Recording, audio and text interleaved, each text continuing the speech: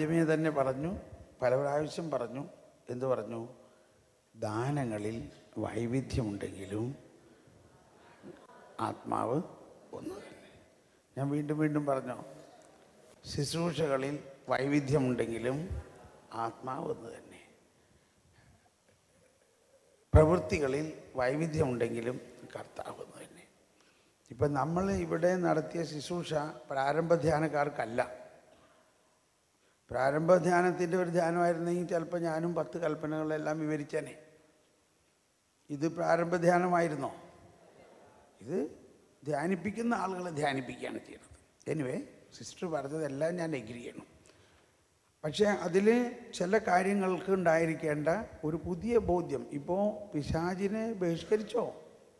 ഞാൻ ഇന്ന് വൈകുന്നേരം എല്ലാവരുടെ അടുത്തേക്ക് ഓരോ പിശാചിനെ അയക്കാം, ഒരു കുഴപ്പമില്ല. കാരണം പിശാചിനെ ബഹിഷ്കരിക്കാൻ എല്ലാ വിശ്വാസികൾക്കും വരം കൊടുത്തിട്ടുണ്ട്, എല്ലാ വിശ്വാസികളും. അതാ മർക്കോസിൻ്റെ സുവിശേഷത്തിൽ പറയുന്നത്. വിശ്വാസികൾക്ക് ഈ അടയാളം ഉണ്ടാവും. എന്താ അടയാളം? അവർ എൻ്റെ നാമത്തിൽ പിശാചുകളെ ബഹിഷ്കരിക്കും. അത് എന്തിൻ്റെ അടയാളമാണ്? വിശ്വാസത്തിൻ്റെ അടയാളമാണ്. എല്ലാ വിശ്വാസിക്കും പിശാചിനെ ബഹിഷ്കരിക്കാം, എല്ലാ വിശ്വാസിക്കും. ഇന്ന് വേണമെങ്കിൽ രാത്രി നമുക്കൊന്ന് അതിൻ്റെ വർക്ക്ഷോപ്പ് നടത്താം. നടത്തട്ടെ. എല്ലാവരുടെ അടുത്തേക്കും ഒരു പിശാചിനെ അയക്കാൻ പറഞ്ഞാൽ അത് വരും. എന്നിട്ട് നിങ്ങൾ അതിനോട് പോകാൻ പറയുമ്പോൾ പോകും. അപ്പോൾ പ്രധാനമായിട്ടും മനസ്സിലാക്കേണ്ട, ഈ പിശാച് ഇത്ര വലിയ സംഭവമൊന്നും അല്ല എന്നുള്ളത് മനസ്സിലാക്കിയാൽ ഈ പ്രശ്നം തീർന്നു. ഇത് പണ്ട് ഞാനും ഭയങ്കര ബന്ധന പ്രാർത്ഥനയൊക്കെ നടത്തിയിട്ടുള്ളതാണ്. പക്ഷെ ഇപ്പം ഞാൻ ഒരു ബന്ധന പ്രാർത്ഥന നടത്താണ്ട് തന്നെ പിശാച് എൻ്റെ അടുത്ത് വരുന്നില്ല. കാരണം ഇതൊരു ഗ്രോത്താണ്. ആ ഗ്രോത്തിൻ്റെ പശ്ചാത്തലത്തിലാണ്. പക്ഷേ എന്നിരുന്നാലും ഞാൻ പറഞ്ഞു, ശുശ്രൂഷകളിൽ വൈവിധ്യമുണ്ടെങ്കിലും ആത്മാവ്. അപ്പോൾ ചില ആളുകൾക്ക് വെറും ഡെലിവറൻസിൻ്റെ ശുശ്രൂഷയാണെങ്കിൽ അങ്ങനെ നടത്തണം. പക്ഷേ 4 സുവിശേഷത്തിൽ നോക്കൂ. മർക്കോസ്, മത്തായി, മർക്കോസ്, ലൂക്ക് സുവിശേഷകരിൽ ഈ ഡെലിവറൻസ് എല്ലാം ഉണ്ട്. എന്നാൽ യോഹന്നാൻ്റെ സുവിശേഷത്തിൽ ഒറ്റ പ്ലേസിലും ഡെലിവറൻസ് ഇല്ല. എന്തുകൊണ്ട്? ഡെലിവറൻസ് എന്നാൽ നടക്കുന്നുണ്ട്. എങ്ങനെ നടക്കണു? ഡെലിവറൻസ് ആദ്യം തന്നെ യോഹന്നാൻ അവിടെ എസ്റ്റാബ്ലിഷ് ചെയ്തു. ആദിയിൽ വചനമുണ്ടായി, വചനം ദൈവത്തോടു കൂടിയായിരുന്നു, വചനം ദൈവമായിരുന്നു. അതൊന്ന് വിശ്വസിക്കുക. വചനം ദൈവമാണെന്ന് വിശ്വസിക്കുമ്പോൾ തന്നെ പകുതി ഡെലിവറൻസ് നടക്കും. ആ വചനം ഇരുളിൽ പ്രകാശിക്കുന്നു. നമ്മൾ പറയുന്ന വചനം, നമ്മൾ വചനം പറയാൻ പോകുമ്പോൾ ഞാൻ പറയാൻ പോകുന്ന ഈ വചനത്തിലൂടെ ഡെലിവറൻസ് നടക്കും എന്ന് വിശ്വസിച്ചുകൊണ്ട് ഒരു വചനം പറയുമ്പോൾ ഡെലിവറൻസ് നടക്കും. അപ്പോൾ യോഹന്നാൻ്റെ സുവിശേഷം ഒരു സാമ്പിളാണ് അതിൻ്റെ. ജെറോം കമൻട്രിയിൽ, സെൻറ്റ് ജെറോമിൻ്റെ കമൻട്രിയിൽ ഈ കാര്യം ജെറോം എടുത്ത് പറഞ്ഞിട്ടുണ്ട്. സെൻറ്റ് ജെറോമിൻ്റെ ഓഥർ സെൻറ്റ് ജെറോം കമൻട്രിയിൽ അപ്പോൾ ഡെലിവറൻസ് മിനിസ്ട്രികളുണ്ട്. അപ്പോൾ ആ ഡെലിവറൻസ് മിനിസ്ട്രികൾ നടത്തുന്നവർ തീർച്ചയായിട്ടും നടത്തിക്കോട്ടെ, നമുക്കൊരു പ്രശ്നമില്ല. ഞാൻ അതിൻ്റെ ഒരു പുതിയ കാഴ്ചപ്പാടാണ് പറയണത്. അപ്പോൾ ഈശോ തന്നെ പരസ്യ ജീവിത കാലഘട്ടത്തിൽ, ഞാനിത് പറഞ്ഞു, അതൊന്നും കൂടി ഇപ്പോൾ സിസ്റ്റർ പറഞ്ഞതിൻ്റെ വെളിച്ചത്തിൽ നമുക്ക് ശ്രദ്ധയിൽ കൊണ്ടുവരാം. പരസ്യ ജീവിത കാലഘട്ടവും ഈശോ കുരിശിലൂടെ തൻ്റെ ഇത്രയും അതിവിസ്മരണീയമായ പീഡാസഹനത്തിലൂടെ പിശാചിനെ എന്നേക്കുമായിട്ട് പരാജയപ്പെടുത്തി കഴിഞ്ഞു എന്നൊന്ന് വിശ്വസിച്ചേ, ഒന്ന് വിശ്വസിക്കൂ. അപ്പോൾ ഡെലിവറൻസ് നടന്നു. ആ വിശ്വാസത്തിൽ നമ്മൾ വളരാത്തത്, നമ്മൾ ഈ ഡെലിവറൻസ് മിനിസ്ട്രിക്ക് ആവശ്യമുള്ളിടത്ത് ഡെലിവറൻസ് തീർച്ചയായിട്ടും നടത്തണം. പക്ഷേ അതിനൊരു ഓവർ എംഫസൈസ് കൊടുത്തുകൊണ്ട് എന്തിനും ഡെലിവറൻസ് നടത്തുമ്പോൾ കർത്താവ് ഈശോ മിശിഹായെ കുരിശിൽ എന്താ ചെയ്തേ, അത് നമ്മളിപ്പോൾ പലരും അത് മനസ്സിലാക്കുന്നില്ല. അതാണ് ഞാൻ പല പ്രാവശ്യം പറഞ്ഞു, ഈ ഉയർപ്പ് കാലത്തിനനുസരിച്ചുള്ള പ്രാർത്ഥനകളിൽ ഒരുപാട് സ്ഥലത്ത് കുർബാനയിലും കാറോസൂസ പ്രാർത്ഥനയിലും മറ്റു പ്രാർത്ഥനയിലൊക്കെ പറയുന്നുണ്ട്, എന്താണ്, ഉയർപ്പിനാൽ അവൻ പാവത്തെ കീഴടക്കി പിശാചിനെ നശിപ്പിച്ചു, സൃഷ്ടികൾക്ക് പുതുജീവൻ നൽകി. അപ്പോൾ അതിൻ്റെ വെളിച്ചത്തിലാണ് നമ്മൾ CCCയിൽ പറയുന്നത്, പിശാച് ഒരു സൃഷ്ടി മാത്രമാണ്, അവൻ ദൈവരാജ്യത്തിൻ്റെ പ്രവർത്തനത്തിനെ തടസ്സപ്പെടുത്താൻ സാധ്യമല്ല. എന്നാൽ പിശാച് വളരെ വലിയ അതിഭയാനകമായ കാര്യങ്ങൾ നമുക്കെതിരെ നടത്തിയേക്കാം. അത് ദൈവം അനുവദിക്കുന്നതാണെന്ന് പറയണേ. പിശാചിന് എന്താണ് ഏറ്റവും വലിയ തിന്മ? ഏറ്റവും വലിയ തിന്മ ദൈവപുത്രനായ യേശുക്രിസ്തുവിനെ കൊന്നു എന്നതാണ്. അതുപോലും ദൈവം അനുവദിച്ചിട്ടാണ് ചെയ്തത്. അപ്പം നമ്മൾ ഇതിൻ്റെ വിസ്മയനീയതയ്ക്ക് വരണമെന്നുണ്ടെങ്കിൽ എന്തെങ്കിലും ഒരു കാര്യം വന്നാൽ അതിനൊരു ഡെലിവറൻസ് നടത്തി അതിൽ നിന്ന് നമ്മൾക്ക് സേവ് ചെയ്യാൻ പറ്റുമായിരിക്കാം. പക്ഷേ ആ ആളെ യേശുവിനെക്കുറിച്ചുള്ള വിശ്വാസം പകർന്ന് ദൈവസ്നേഹം പകർന്നാൽ ഇത് സെയിം സാധനം അവിടെ സംഭവിക്കും.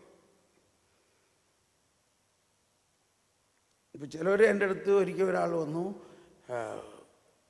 അവരൊരുപാട് ഡെലിവറൻസിന് പോയിട്ട് പിശാച് തിരിച്ചു വരികയാണ്, അതുകൊണ്ട് നിൻ്റെ അടുത്ത് വന്നേക്കാന്ന് പറഞ്ഞു. ഞാൻ പറഞ്ഞു, എൻ്റെ അടുത്ത് എങ്ങനെ വന്നേ?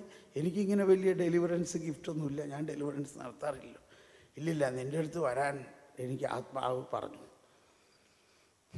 അപ്പം ഞാൻ പോയി ഈശോനോട് പ്രാർത്ഥിച്ചപ്പോൾ പറയാണ്, നീ അവരോട് പറയേണ്ടത് വചനം ഹൃദയസ്ഥമാക്കാൻ പറയും. പിശാചിനെ അവർ പല സ്ഥലത്തും പോയി ബഹിഷ്കരിച്ചിട്ട് പിശാച് തിരിച്ചു വരണു. കാരണം അവരുടെ ഹൃദയത്തിൽ വചനമില്ല. അതാണ് 7 പിശാചിന് തിരിച്ചു വരുന്നു എന്ന് പറഞ്ഞതിൻ്റെ കാര്യം. അവൻ്റെ ഹൃദയത്തിൽ വചനം കൊടുക്കാൻ നീ അവളെ ഒരു മുറിയിലിരുത്തിയിട്ട് ഈ ബൈബിള് വായിപ്പിച്ച് ആ വചനം കുറച്ച് കാണാപ്പാഠം പഠിപ്പിക്കാൻ പറഞ്ഞു. അങ്ങനെ ഞാൻ അവരെ ആ ബൈബിള് എടുത്തപ്പോഴേക്കും ആ ബൈബിള് വലിച്ചെറിഞ്ഞു. സാരമില്ല. അപ്പോൾ ഞാൻ അവളോട് സാവധാനം പറഞ്ഞു, നീ ഒരു വചനം ഹൃദയത്തിലൊന്ന് പറയാൻ തുടങ്ങി. അപ്പോൾ പല്ലിങ്ങനെ ഇറുക്കി പിടിക്കാൻ തുടങ്ങി. ഇതൊന്നും ഓർത്തിട്ട് നമ്മൾ ഭയങ്കര ഡെലിവറൻസ് നടത്തേണ്ട ആവശ്യമൊന്നുമില്ല. ആരാണ് അവിടെ വലുത്? വചനമാണോ വലുത്, പിശാചാണോ വലുത്? ഞാൻ അവളോട് പറഞ്ഞു, ഇത് നീ പറയ്, ആദിയിൽ വചനമുണ്ടായി. സാവധാനം ആദിയിൽ വചനമുണ്ടായെന്ന് പറഞ്ഞു. ഒരു പ്രാവശ്യം ആദിയിൽ വചനമുണ്ടായെന്ന് പറഞ്ഞ ഉടനെ പിന്നെ അവൾ നോർമലായി. ഇപ്പം എന്ത് സംഭവിച്ചു കാണും? ഇത് പറഞ്ഞപ്പോൾ അവളുടെ അകത്തുള്ള എന്തെങ്കിലും പ്രശ്നമുണ്ടെങ്കിൽ അത് മാറി. ഇങ്ങനെ കുറച്ച് സമയം അവിടെ ഇരുത്തി ഞാൻ പറഞ്ഞു, ഇത് തന്നെ വായിക്കാൻ പറഞ്ഞു. അന്ന് മുഴുവനും അവിടെ ഇരുത്തി അത് വായിച്ചു. ഇനി പോയിക്കോളാൻ പറഞ്ഞു. പോയി. അത് കഴിഞ്ഞ് 6 മാസം കഴിഞ്ഞപ്പോൾ അവൾ എന്നെ കണ്ടിട്ട് പറയണം, Thomas Poly, now I am free. മാത്രമല്ല, ഞാനിപ്പോൾ എപ്പോഴും വചനം ഇങ്ങനെ കേട്ടുകൊണ്ടിരിക്കുകയാണ്. വചനം നമ്മുടെ ഹൃദയത്തിൽ ആലേഖനം ചെയ്യപ്പെടുകയാണെങ്കിൽ ആദിയിൽ ഉണ്ടായ വചനം അത് മനുഷ്യരുടെ വെളിച്ചമായിരുന്നു. അപ്പോൾ യോഹന്നാൻ്റെ ഡെലിവറൻസ് മെത്തേഡാണത്. പിന്നെ യോഹന്നാൻ പറയുന്നത് സ്നേഹമാണ് ദൈവം സ്നേഹമാണെങ്കിൽ പിശാചാരാ? സ്നേഹത്തിന് നേരെ എതിരാണില്ലേ? വെറുപ്പാണ്, വിദ്വേഷമാണ്. ഒരു പെണ്ണെൻ്റെ അടുത്ത് വന്നിട്ട് പറഞ്ഞു, എനിക്കൊരു ഡെലിവറൻസ് നടത്തിയെന്ന് പറഞ്ഞു. എന്താ നിൻ്റെ പ്രശ്നം? എനിക്ക് ഭയങ്കര പിശാചുണ്ട്. പക്ഷെ ഞാൻ നോക്കിയിട്ട് നിനക്ക് പിശാചിനൊന്നും കാണുന്നില്ല, പക്ഷെ നിൻ്റെ അകത്ത് ഭയങ്കര വെറുപ്പുള്ളതായിട്ടാണ്. അപ്പോഴാണ് മനസ്സിലാവുന്നത്, ആ വെറുപ്പാണ് പിശാച്. നിനക്ക് ആരോടാ വെറുപ്പ്? എനിക്ക് എൻ്റെ അമ്മായിയമ്മയോട് ഭയങ്കര വെറുപ്പാണ്. അപ്പോൾ ആ അമ്മായിയമ്മയോടുള്ള വെറുപ്പാണ് അവളുടെ അകത്തുള്ള പിശാച്. അപ്പോൾ ഞാൻ അവളോട് ദൈവസ്നേഹത്തിൻ്റെ വചനം പറഞ്ഞു. അമ്മായിയമ്മയോട് ക്ഷമിച്ചു കഴിഞ്ഞപ്പോൾ അവളുടെ പിശാച് പോയി. ഡിവൈനിലൊരിക്കൽ ഇതേമാതിരി വലിയൊരു ധ്യാനം നടന്നുകൊണ്ടിരിക്കുമ്പോൾ ഒരു പെണ്ണ് കസേരയൊക്കെ എടുത്ത് വലിച്ചെറിഞ്ഞ് ഉടച്ച്. അപ്പോൾ ഒരു കന്യാസ്ത്രീ ചെന്ന് അവളെ പിടിച്ച വഴി ആ പെണ്ണ് ആ കന്യാസ്ത്രീയുടെ കൈ ഇങ്ങനെ കടിച്ചൊരു കഷ്ണം ഇറച്ചിയെടുത്തു. ഇപ്പോൾ ശുശ്രൂഷരെല്ലാവരും കൂടി വന്ന് പറഞ്ഞു, ബ്രദറെ ഭയങ്കര സീരിയസ് ഡെലിവറൻസ് കേസാണ് ഇവിടെ. ഓക്കെ, അവരവിടെ ഒരു മുറിയിൽ നിർത്തി, ഞാൻ ഉച്ചയ്ക്ക് ഊണ് കഴിക്കണേടത്ത് നമുക്ക് ഡീൽ ചെയ്യാമെന്ന് പറഞ്ഞു. അപ്പോൾ ഉച്ചയ്ക്ക് ഊണ് കഴിക്കണേടത്ത് ഞാൻ അവിടെ ചെന്നു. ഇവർ അവിടെ കിടന്നിട്ട് ഒച്ചപ്പാടുണ്ടാക്കണം. ഈ കൈ ഒരു കഷ്ണം മുറിച്ച് സിസ്റ്റർ ചോര ഒഴിപ്പിച്ച് അവിടെ നിൽക്കണു. മറ്റ് നല്ല ശുശ്രൂഷകർ എന്തും ചെയ്യാൻ തയ്യാറായിട്ട് കമാൻഡോ ഫോഴ്സായിട്ട് നിൽക്കണം. അവരെ പിടിച്ച് കെട്ടണി കെട്ടാം ഒക്കെ ചെയ്യാം. അവിടെ വെച്ച് ഞാൻ ചോദിച്ചു, കർത്താവേ എന്താ ചെയ്യണ്ടേ? പരിശുദ്ധാത്മാവേ നീ പറയും. അപ്പം ഇത് ഞാൻ പറയണത് ഇത് എൻ്റെ ഒരു ശുശ്രൂഷയുടെ വ്യക്തരാണ്. വേറെ ശുശ്രൂഷകളിൽ വൈവിധ്യമുണ്ട്, ആത്മാവ് ഒന്ന് തന്നെ എപ്പോഴും ഉണ്ടെന്ന് മനസ്സിലാക്കിയിട്ടാണ് പറയേണ്ടത്. അപ്പോൾ ഈശോ പറഞ്ഞു, അവളെ സ്നേഹിക്കാൻ പറഞ്ഞു. ഞാൻ പറഞ്ഞു, മോളെ നിന്നെ ഞാൻ സ്നേഹിക്കുന്നു, നിന്നെ ഈശോ സ്നേഹിക്കുന്നു, നിന്നെ ഞങ്ങളെല്ലാവരും സ്നേഹിക്കുന്നു. ഇത് കേട്ട വഴി അവളിൽ എന്തോ ഒരു ഭാവവ്യത്യാസം.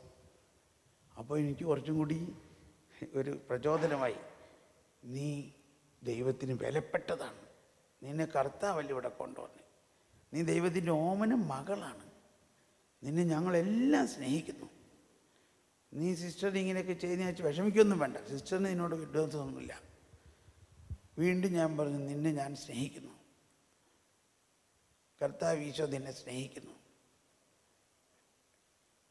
അതോടെ അവൾ അങ്ങ് കരയാൻ തുടങ്ങി. അവൾക്ക് ഭയങ്കര ദൈവസ്നേഹ അനുഭവം.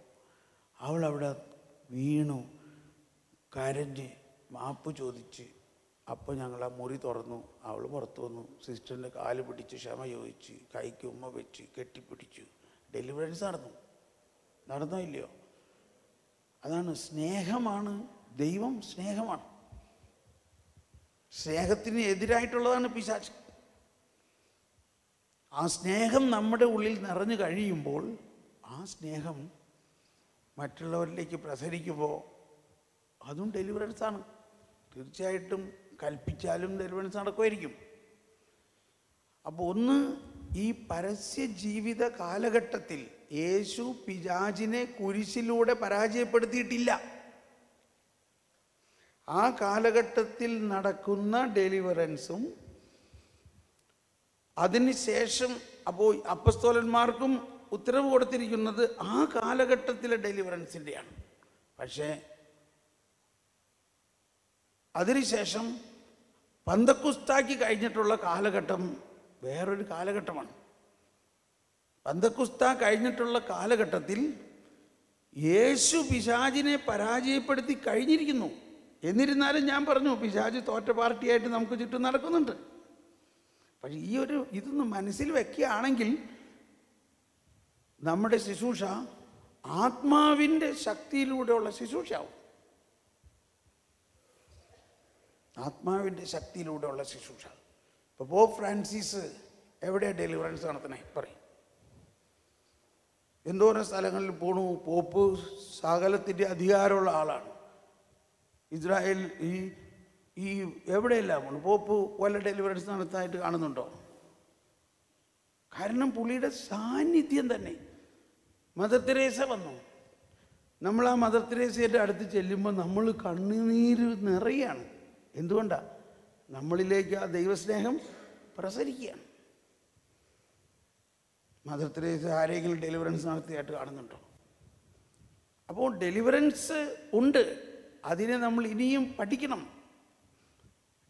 നമ്മൾ ഡെലിവറൻസ് ശുശ്രൂഷകൾ നടക്കണതിൽ എനിക്ക് വിരോധമൊന്നുമില്ല. ഞാൻ പറഞ്ഞു പ്രാവശ്യം ശുശ്രൂഷകളിൽ വൈവിധ്യമുണ്ടെങ്കിലും കർത്താവ് ഒന്ന് തന്നെ. അതുകൊണ്ട് ആ ശുശ്രൂഷകൾ പരിശുദ്ധാത്മാവ് നയിക്കുന്ന മാതിരി തീർച്ചയായിട്ടും നടത്താം. പക്ഷെ അതിനെ കൂടുതൽ അഡ്വാൻസ്ഡ് ആയിട്ടുള്ള ഒരു ചിന്തയാണ്. ഇപ്പോൾ ജോൺ പോൾ രണ്ടാമൻ മാർപ്പാപ്പ പരിശുദ്ധാത്മാവിനെ കുറിച്ച് പഠിപ്പിച്ച കുറേ പഠനങ്ങളുണ്ട്. അതിലെല്ലായിടത്തും ജോൺ പോൾ രണ്ടാമൻ മാർപ്പാപ്പ പറയുന്നത് ഹീസ് എ പേഴ്സൺ ഗിഫ്റ്റ്. പരിശുദ്ധാത്മാവ് he's A gift, A person. ആ പേഴ്സൺ നമ്മളിൽ വന്നു കഴിഞ്ഞാൽ ആ പേഴ്സൺ എല്ലാ കാര്യങ്ങളും നടത്തും. ആത്മാവിനാൽ നയിക്കപ്പെടുന്നവർ ദൈവമക്കളാണ്. അപ്പോൾ അതിൻ്റെ ഒരു സ്റ്റേജ് ഇതാണ് നമ്മൾ മനസ്സിലാക്കേണ്ടത്. പരസ്യ ജീവിതകാലത്തുള്ള മത്തായി, മർക്കോസ്, ലൂക്കിൽ നടന്നിരിക്കുന്ന ഡെലിവറൻസ് ഈശോ കുരിശിൽ പിശാചിനെ പരാജയപ്പെടുത്തുന്നതിന് മുൻപുള്ള ഡെലിവറൻസാണ്. അവിടെ എല്ലാം നടക്കുന്ന ഡെലിവറൻസ്, അപ്പസ്തോല പ്രവർത്തനത്തിൽ നടത്തുന്ന ഡെലിവറൻസ്, ഈശോയുടെ കുരിശിലെ ബലിക്ക് ശേഷം അതിൻ്റെ യോഗ്യത കൊണ്ട് നടത്തുന്ന ഡെലിവറൻസാണ്. പക്ഷെ അപ്പസ്തോല പ്രവർത്തനങ്ങളിൽ ഒരുപാട് ഡെലിവറൻസ് ഉണ്ടോ? അങ്ങനെ ഒന്ന് ചെറിയ ഡെലിവറൻസുകളൊക്കെ ഉണ്ട്, ഒരുപാട് ഇതേമാതിരത്തെ ഡെലിവറൻസ് ഒന്നുമില്ല. എന്ന് വിചാരിച്ചാൽ ഞാൻ ഇത് ഇപ്പോൾ ഡിസ്കഷൻ ചെയ്യേണ്ടത് നമ്മുടെ ഒരു ചർച്ച നല്ലതാണ്. അതുകൊണ്ട് ഇറ്റ് ഈസ് ഗുഡ്. ഈ പോയിന്റുകൾ ഇങ്ങനെ ഡിസ്കസ് ചെയ്യണത് നല്ലതാണ്. അതിന് വേറൊരു വശമുണ്ടെന്നുള്ളത് മനസ്സിലാക്കിയാണ്. വേറൊരു വശമുണ്ട്. ഡെലിവറൻസ് നടത്താൻ ശുശ്രൂഷയ്ക്ക്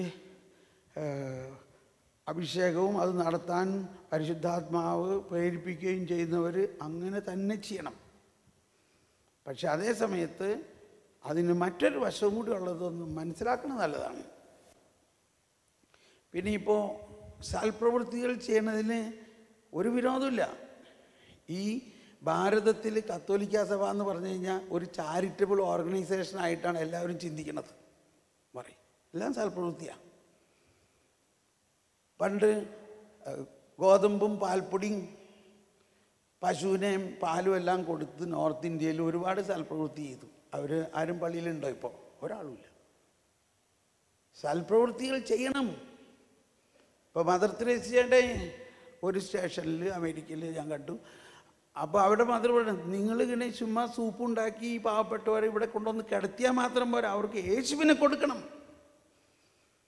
അപ്പോൾ സൽപ്രവൃത്തികൾ, യേശുവില്ലാത്ത സൽപ്രവൃത്തി കൊണ്ട് വല്ല പ്രയോജനമുണ്ടോ? പറയും.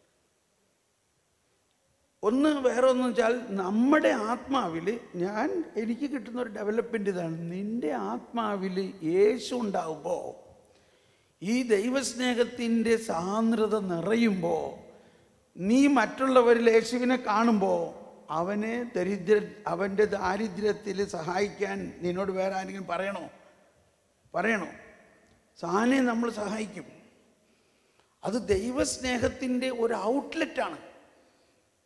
പക്ഷെ ആ ദൈവസ്നേഹത്തിൻ്റെ ഔട്ട്ലെറ്റ് നമ്മളിൽ ഇല്ലെങ്കിൽ നമുക്ക് തോന്നോ നീ ചെയ്യണം കേട്ടോ, നീ സൽപ്രവൃത്തി ചെയ്യണം എന്ന് നിർബന്ധിച്ച് പറയിപ്പിച്ച് ചെയ്യിക്കണതോ, സൽപ്രവൃത്തിയുടെ മൂല സോഴ്സായിട്ടുള്ള ദൈവസ്നേഹത്തെ ഒരുവനിൽ ഇൻസ്റ്റിങ്ക്റ്റ് ചെയ്ത് കഴിയുമ്പോൾ, അവൻ ആ ദൈവസ്നേഹത്തിൽ നിറഞ്ഞു കഴിയുമ്പോൾ അവൻ താനെ സൽപ്രവൃത്തി ചെയ്യും. അപ്പോൾ ഈ പ്രവൃത്തി എന്ന് ബൈബിളിൽ പറയുമ്പോൾ രണ്ട് തരത്തിലുള്ള പ്രവൃത്തിയാണ്. ഒന്ന്, ഇപ്പോൾ അബ്രാഹത്തിൻ്റെ ആ ഡെവലപ്മെൻ്റാണ് നമ്മൾ എടുത്തത്. പ്രവൃത്തി കൂടാതെ തന്നെ പാപിയെ നീതീകരിക്കുന്നവരിലുള്ള വിശ്വാസം നീതിയായി പരിഗണിക്കപ്പെട്ടു. ഇത് മനസ്സിലാക്കുക വളരെ ബുദ്ധിമുട്ടാണ്. അവിടെ പറയുന്ന പ്രവൃത്തി സൽപ്രവൃത്തിയെക്കുറിച്ചല്ല, നമ്മുടെ പാപത്തിൽ നിന്ന് നമുക്ക് മോചനം കിട്ടാൻ വേണ്ടി നമ്മൾ എന്തെങ്കിലും പ്രവൃത്തി ചെയ്യണതിനെക്കുറിച്ചാണ്.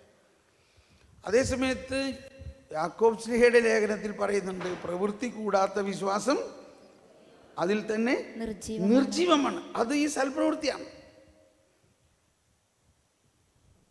അപ്പോൾ പ്രവൃത്തി കൂടാത്ത വിശ്വാസം അതിൽ തന്നെ നിർജീവമാണെന്ന് പറയുമ്പോൾ ആ വിശ്വാസമല്ല അല്ലേ എന്നല്ലേ എൻ്റെ അർത്ഥം? ആ വിശ്വാസമല്ല. അപ്പോൾ അവൻ എന്തുണ്ടാവണം? വാസ്തവത്തിൽ യഥാർത്ഥ വിശ്വാസമുണ്ടെങ്കിൽ, ദൈവസ്നേഹം അവനിലുണ്ടെങ്കിൽ, ക്രിസ്തു അവനിലുണ്ടെങ്കിൽ, അവൻ ഓട്ടോമാറ്റിക്കലി അവൻ്റെ അയൽക്കാരനെ വേണ്ടത്, അവൻ്റെ അയൽക്കാരൻ്റെ വീട്ടിൽ, അയ്യോ നിനക്കിന്ന് ഭക്ഷണം കഴിച്ചില്ലേ, ഞാനിതാ ഈ കാശ് വെച്ചോ നീ, എങ്ങനെയാണെങ്കിൽ അവൻ്റെ ഉള്ളിൽ ക്രിസ്തു ഉണ്ടെങ്കിൽ. അപ്പോൾ ആ ഒരു ആശയമാണ്, നമ്മളുടെ ഉള്ളിൽ ക്രിസ്തു ഉണ്ടെങ്കിൽ, നമ്മൾ ദൈവസ്നേഹത്താൽ ജ്വലിക്കുകയാണെങ്കിൽ നമ്മൾക്ക് എല്ലാവരെയും സഹായിക്കാൻ, സൽപ്രവൃത്തി ചെയ്യാനുള്ള സന്മനസ്സുണ്ടാവും. ഇത് ഞാൻ പറയാണ്, നോർത്ത് ഇന്ത്യയിൽ ഒരുപാട് ശുശ്രൂഷ നടത്തി. നമ്മൾ എന്തോരം സ്കൂളുകൾ നമുക്കുണ്ട് നോർത്ത് ഇന്ത്യയിൽ, എന്തോരം സൽപ്രവൃത്തി നമ്മൾ ചെയ്യുന്നുണ്ട്. പക്ഷെ എന്ത് ഈ സൽപ്രവൃത്തി ഉണ്ട്, വിശ്വാസം ഇല്ല. കേൾക്കാൻ പറ്റണില്ല കേട്ടോ, ഇവിടെ വരണം, ഇങ്ങോട്ട് വായോ, നോ പ്രോബ്ലം. ഇനി ഒന്നും കൂടി പറയാം. അപ്പോൾ സൽപ്രവൃത്തികൾ ചെയ്യണ്ടെന്ന് ഞാൻ പറയണില്ല, സൽപ്രവൃത്തി ചെയ്യണം, എല്ലാവരും ചെയ്യണം. പക്ഷെ വിശ്വാസം ഉണ്ടാകുമ്പോൾ സൽപ്രവൃത്തി താനെ വരും. പിന്നെ യെസ്, അപ്പോൾ സൽപ്രവൃത്തി ചെയ്യേണ്ടെന്ന് ഞാൻ എവിടെയെങ്കിലും പറഞ്ഞോ? സൽപ്രവൃത്തി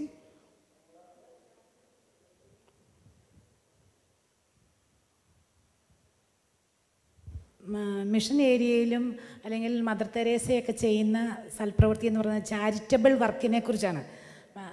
ഞാനതല്ല പറഞ്ഞ്, 2 പത്രോസ് 1:5 മുതൽ 11 വരെയുള്ള വചനഭാഗം എടുത്തു കഴിഞ്ഞാൽ പത്രോസ് ശ്ലീഹ പറയുകയാണ്, നിങ്ങളുടെ വിശ്വാസത്തെ സുഹൃതം കൊണ്ടും, സുഹൃതത്തെ ജ്ഞാനം കൊണ്ടും, ജ്ഞാനത്തെ ആത്മസംയമനം കൊണ്ടും, ആത്മസംയമനത്തെ ക്ഷമ കൊണ്ടും, ക്ഷമയെ ഭക്തി കൊണ്ടും, ഭക്തിയെ സഹോദര സ്നേഹം കൊണ്ടും, സഹോദര സ്നേഹത്തെ ഉപവി കൊണ്ടും സമ്പന്നമാക്കുകയും. അങ്ങനെ സമ്പന്നമാക്കി കഴിഞ്ഞാൽ നിങ്ങളുടെ വിളിയും തിരഞ്ഞെടുപ്പും ഉറപ്പിക്കാൻ സാധിക്കും. നിങ്ങൾ വീണു പോവുകയില്ല. നമ്മുടെ ധ്യാനം കൂടിക്കഴിഞ്ഞ് 1 മാസത്തേക്ക് അല്ലെങ്കിൽ 2 ആഴ്ചത്തേക്ക് ഒക്കെ നിന്ന് കഴിഞ്ഞാൽ നമ്മൾ വീണു പോകുന്നതിന് കാരണം നമുക്ക് ഇനിഷ്യൽ ഗ്രേസ്, നമുക്ക് ദൈവം നൽകുന്ന ഒരു ധ്യാനത്തിലൂടെ കിട്ടുന്ന അല്ലെങ്കിൽ മാമുദിസായിലൂടെ ലഭിച്ച ഈ വിശ്വാസം, അത് നമുക്ക് ഉജ്ജ്വലിപ്പിക്കപ്പെട്ട ഒരു ധ്യാനത്തിലൂടെ ഉജ്ജ്വലിപ്പിക്കപ്പെട്ടതിന് ശേഷം ആ വിശ്വാസത്തെ ഇതേ രീതിയിൽ സമ്പന്നമാക്കാനാണ്. മറ്റേത് മിഷൻ ഏരിയയിൽ ചെയ്യുന്നത് ചാരിറ്റബിൾ വർക്ക്, മറ്റുള്ളവർ അതും ഇതും ഞാൻ വ്യത്യാസമുണ്ട്. Thank you. അല്ല, ഞാൻ പറയാണ്, ഇത് ഈസ് ഗുഡ്. നമുക്ക് 2 പേർക്കും നിന്നിട്ട് ഒരു ഡിബേറ്റ് ചെയ്യാം. ഇങ്ങനെ ആരെങ്കിലും ഒന്ന് തർക്കിക്കാനുണ്ടെങ്കിലല്ലേ. ഓക്കെ, അപ്പോൾ മിഷൻ ഏരിയയിൽ ഞാനത് പറഞ്ഞു, സഹോദര സ്നേഹം, അത് സഹോദര സ്നേഹത്തിൻ്റെ പ്രവർത്തികൾ തന്നെയാണ് ബ്രദറെ. അത് നമുക്ക് ഔദാര്യം കൊണ്ട് അല്ലെങ്കിൽ ചെയ്യാം. പക്ഷേ ഇത് വിശ്വാസത്തിൽ നിലനിൽക്കണമെങ്കിൽ, വിശ്വാസത്തിൽ നിലനിൽക്കണമെങ്കിൽ, സമ്പന്നമാക്കണമെങ്കിൽ ആദ്യം പ്രാർത്ഥിക്കണം. അവർ തീർച്ചയായിട്ടും പ്രാർത്ഥിക്കണം. അതെല്ലാം ഇവിടെയുള്ള ആളുകളുടെ എല്ലാം കുറവ്, ഇവരെല്ലാം സൽപ്രവൃത്തി ചെയ്യണതാണ് അല്ലേ? ഇവരെല്ലാം ശുശ്രൂഷ ചെയ്യുന്നവരാണ്. ഈ ശുശ്രൂഷ ഒരു സൽപ്രവൃത്തിയല്ലേ? പക്ഷേ ഇവരാരെങ്കിലും 1 മണിക്കൂർ പ്രാർത്ഥിക്കുന്നുണ്ടാന്ന് ചോദിച്ചു. ബ്രദർ പറഞ്ഞ ആദ്യത്തെ പോയിന്റ്സ് എല്ലാം ഞാൻ അത് പറഞ്ഞു. ബ്രദർ പറഞ്ഞ എല്ലാ പോയിന്റ്സും ഞാൻ അപ്രീഷിയേറ്റ് ചെയ്ത് പറഞ്ഞു. പ്രാർത്ഥിക്കുന്ന മണിക്കൂറുകൾ ഇരുന്ന് പ്രാർത്ഥിച്ചത് കൊണ്ട് മാത്രം അതാണ് വേണ്ടത്. ആ പ്രാർത്ഥിക്കുമ്പോൾ ഇല്ല ബ്രദറെ, ആ പ്രാർത്ഥിക്കുമ്പോൾ നമ്മളിൽ ദൈവസ്നേഹം ആഴപ്പെടും. ആ ദൈവസ്നേഹം പ്രവൃത്തിയിലേക്ക് കൊണ്ടുവന്ന് വരും. പക്ഷെ അത് ചെയ്യാതെ നമ്മൾ ഇരുന്ന് കഴിഞ്ഞിട്ടുണ്ടെങ്കിൽ നമ്മളിലുള്ള ഈ വിശ്വാസം നിർജീവമായി പോകും. വിശ്വാസം ഒരിക്കലും നിർജീവമാവില്ല. It is a gift of God. പ്രവൃത്തികൾ കൂടാതെയുള്ള വിശ്വാസം നിർജീവമാണ്. അപ്പൊ ആ വിശ്വാസത്തിന് നിർജീവത ഉള്ളതുകൊണ്ടാണ് പ്രവൃത്തി ചെയ്യാത്തത്. യാക്കോബിന്റെ ലേഖനത്തിൽ 2-ാം അധ്യായത്തിൽ 24-ാമത്തെ വചനത്തിൽ പറയുന്നത്, ഞാനും പറഞ്ഞത് 24-ാമത്തെ വചനത്തിൽ പറയുന്നത്, മനുഷ്യൻ പ്രവൃത്തി കൊണ്ട് വിശ്വാസം കൊണ്ട് മാത്രം നീതീകരിക്കപ്പെടുന്നില്ല, പ്രവൃത്തികളും ആവശ്യമാണ് എന്ന് പറയുന്നത്. അപ്പൊ രണ്ടും കൂടെ ചേർന്ന് പോയാലേ വിശ്വാസത്തിൽ നിലനിൽക്കാൻ പറ്റുള്ളൂ. അല്ലല്ല, ആ പ്രവൃത്തി ചെയ്യാത്തത് എന്തുകൊണ്ടാണ്? അവൻ്റെ ഹൃദയത്തിൽ ദൈവസ്നേഹം ഉണ്ടെങ്കിൽ അവൻ അയൽവക്കക്കാരനെ സ്നേഹിക്കില്ലേ? അവൻ അതുപോലെ ഒരു പ്രാർത്ഥനാ ജീവിതത്തിലേക്ക് വരികയാണെങ്കിൽ താനേ സുഹൃത്തുക്കളുണ്ടാവും. യോഹന്നാന്റെ സുവിശേഷത്തിൽ പറയുന്നുണ്ടല്ലോ ബ്രദറെ, നിങ്ങൾ പരസ്പരം സ്നേഹിക്കുക, അതാണ് എൻ്റെ കൽപ്പന. ആ സ്നേഹത്തിൽ നിങ്ങൾ പരസ്പരം സ്നേഹിച്ചാലാണ് നിങ്ങൾക്ക് എന്നിൽ വസിക്കാൻ പറ്റുള്ളൂ. അപ്പോൾ നമ്മൾ ശത്രുക്കളോട്, ഒരു വ്യക്തിയോട് ശത്രുത വെച്ചിട്ട് സ്നേഹം ഇല്ലാതെ നമ്മൾ പ്രാർത്ഥിക്കാൻ വന്നിരുന്നാൽ ഒരിക്കലും ദൈവത്തിൻ്റെ ഈ ശത്രുത വെച്ചിട്ട് അവൻ കുറെ സൽപ്രവൃത്തി ചെയ്തുകൊണ്ട് പ്രയോജനമില്ല. രണ്ടും വേണം. അതുകൊണ്ടാണ് വിശ്വാസവും പ്രവൃത്തിയും കൂടെ ബ്രദർ പറയാൻ പറഞ്ഞേ. ഞാൻ പറയണ പ്രവൃത്തി എന്ന് പറയുന്നത്, ഈ വിശ്വാസം നമ്മളിലേക്ക് വന്നു കഴിയുമ്പോൾ താനേ ഇത് വരും. വെയിറ്റ് ദേ ഒരു വചനം വരുന്നു.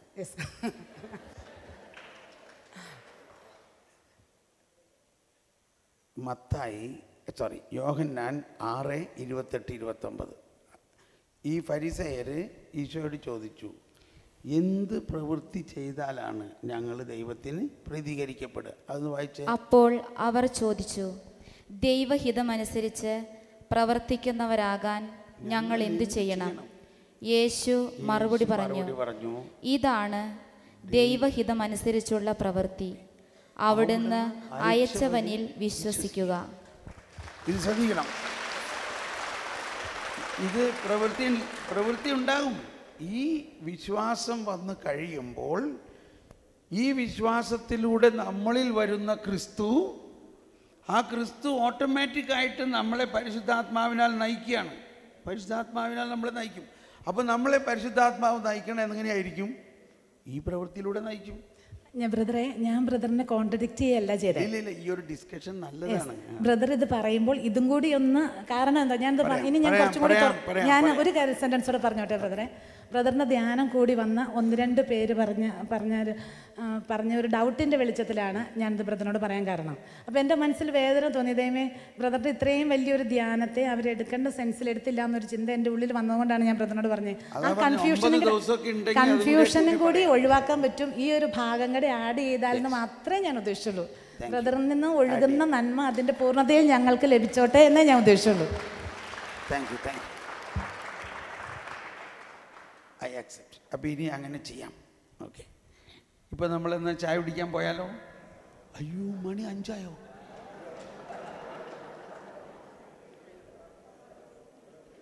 ഏതായാലും ആരും ബോറടിച്ചില്ല അല്ലേ? ഓർക്കവും വന്നില്ല. നല്ല ചായ കുടിക്കണമെന്നും തോന്നണില്ല. പക്ഷേ അവരവിടെ ചായ വിളമ്പി വെച്ച് ചായയൊക്കെ തണുത്ത് പോയിട്ടുണ്ടാവും. അപ്പോൾ പെട്ടെന്ന് ചായ കുടിച്ചുകൊണ്ട് അരമണിക്കൂറിനകത്ത് വരിക, ചായ വിളമ്പാനുള്ളൊരു വേഗം പോവുക,